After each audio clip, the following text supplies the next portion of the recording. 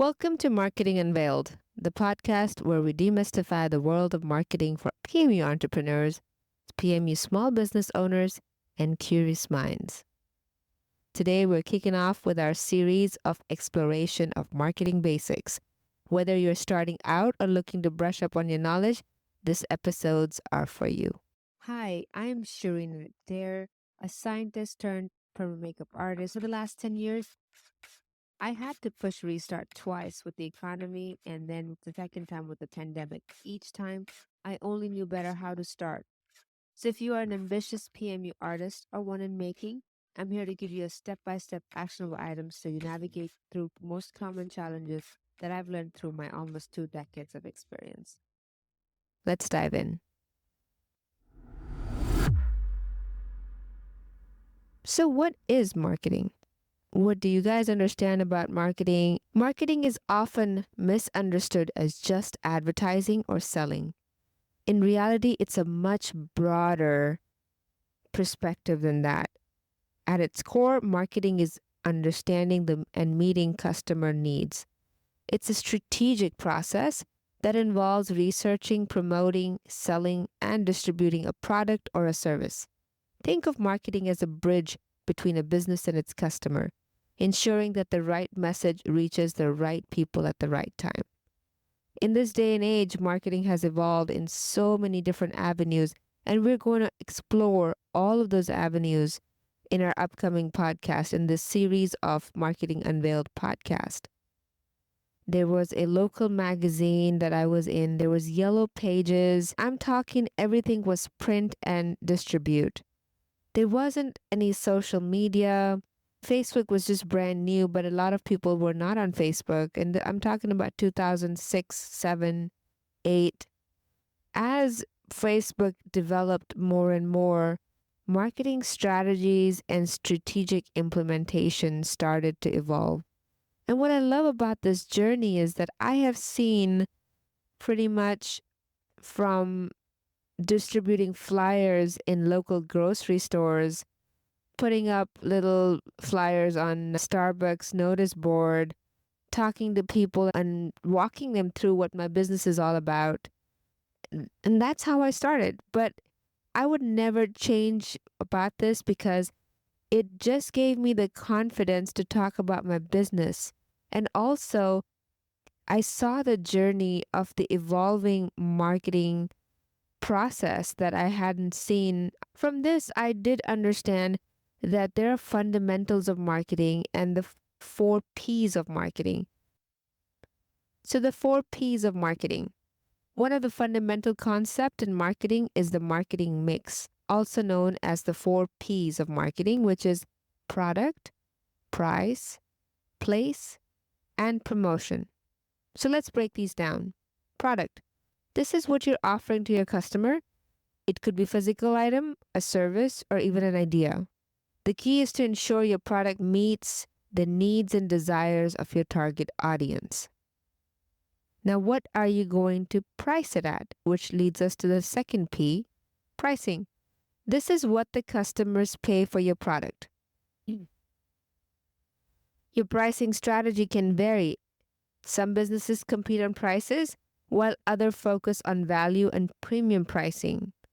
It is crucial to find a balance that reflects the value of the product and while being acceptable to your customers. So I usually do a market analysis every 3 to 6 months in which I go in and I look in my local competition, the pricing structure, and to understand how the value is delivered based on that pricing structure. I can find somebody who is really high priced and I can find somebody who's really low priced. I would say that your pricing is based on how you package and focus on the value of your business, and that's how you deliver that value to your customer. Keep in mind, customers connect on emotion. And I've always said that. Customers will follow you based on emotion. They remember your name because you made them feel a certain way. Your pricing comes with that. If your pricing is high and structured in a way that it's targeting a market that is elite, they will come with a certain emotional value for you as well. They're buying that service based on that emotion. So your pricing structure is a lot of personal, but at the same time, it is also a reflection of your business. The third P is the place. This refers to how your product is distributed. Where is it available? Are you selling online in a brick and mortar store or both? Effective distribution ensures that your product is accessible to your target market. And in this case, I would say it's your location because as a permanent makeup artist, you are delivering that service in a certain location. So your place has to be warm, welcoming, easily accessible for a lot of people. It has to be very prominent and licensed and insured, and all of these things will fall into that category. The fourth P is promotion. This encompasses all the ways you communicate with your customer. It includes advertising, social media, public relations, sales, promotion, and more. The goal is to raise awareness, generate interest, and drive sales. Now, this is your key component of marketing, your promotion. Understanding those P's and writing down every single one of them is crucial because it's the game plan that you are devising for your next big marketing campaign. The number one thing that I think as an artist, as a business owner, is to understand the market. One of the biggest mistakes made is trying to appeal to everyone. Finding that target market is important. Successful marketing starts with identifying your target market, the specific group of people most likely to buy your product. This involves marketing research, which can be done through surveys, focus groups, and analyzing data. I usually say there is something called a SWOT analysis, in which major companies have groups, have departments that do SWOT analysis, and these SWOT analysis assist these major retailers and brands figure out that in a certain specific area, what kind of target market that they are going to access and how are they going to market to that. For example, if you go to Costco in Austin, there is a city called Pflugerville, and you will find a lot of Indian and Pakistani and Middle Eastern community available there. The number one thing that I noticed when I walked into the Costco, that they catered product to that community. You could find all sorts of spices that are available for that community. So I'm pretty sure when they did set up that Costco, they did a market research and analysis, or maybe as the market trend changed, they saw an influx of a lot of communities and immigrants coming into that community. That's how they started bringing in product to sell more. Because what that market was doing, what that consumer was doing, is going outside into small mom and pop Indian grocery stores and buying from them. And here they are at Costco buying eggs, milk, and toilet paper, and they see, oh, bag of basmati rice available. So your market has to be researched. Who are you catering to? Who is your ideal client? Is your ideal client in their 20s and 30s or 40s? All of that has to be a game plan for you guys. You need to have that written down somewhere where, if this is my market, how do I tap into this market? What are my key leads to get into that specific market? So in conclusion, marketing basics are very small yet very detailed. Once you have all of these points down, you are ready and set to start your marketing campaigns, your marketing avenues, your marketing literature, your marketing tone, language, all of that. The final step is the marketing process is measuring success. This involves tracking key performance indicators, KPIs, to see if you're meeting your goals.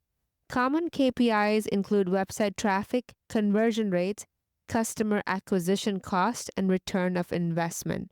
Reviewing these metrics allow you to see what's working and what's not, so you can adjust your strategy accordingly.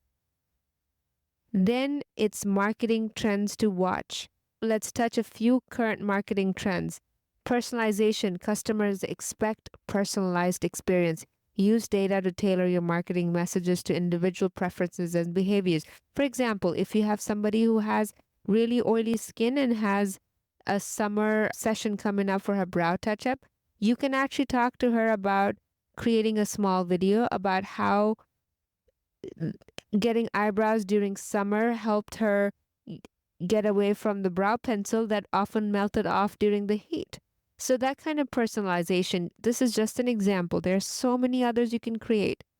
Video marketing, video content is highly engaging. It has been proven over social media that video content converts a lot more traffic versus just pictures. The next is social media influencers. Partnering with influencers can help you reach a broader audience and build trust with potential customer. And this influencer doesn't need to be with somebody with millions of followers. It could be somebody in your community that has over 10,000 followers and is really active on our social media. Is somebody in an office that is creating content for that office, and she gets her brows done and she's talking about her experience with you. So social media influencers can come in all forms and shapes. Then it's sustainability. Consumers are increasingly concerned about the environment. Highlighting your commitment to sustainability can be significant storytelling. For example, talking about your pigments, how your pigments are manufactured in the United States and they are really pure and healthy for their skin. They do not contain any elements that could create poisoning. So that kind of stuff could be your sustainability story. So I hope you have a better understanding of marketing is and why it's essential for any business. In our next episode, we will dive into market research and analysis more because I think that's crucial, and how to gather, interpret data, and to understand your audience better. So don't forget to download the PDF transcript of this episode for a detailed recap and additional resources. If you enjoyed this episode, please subscribe, rate, and leave a review. Your feedback helps me create better content for you. Until next time, happy marketing!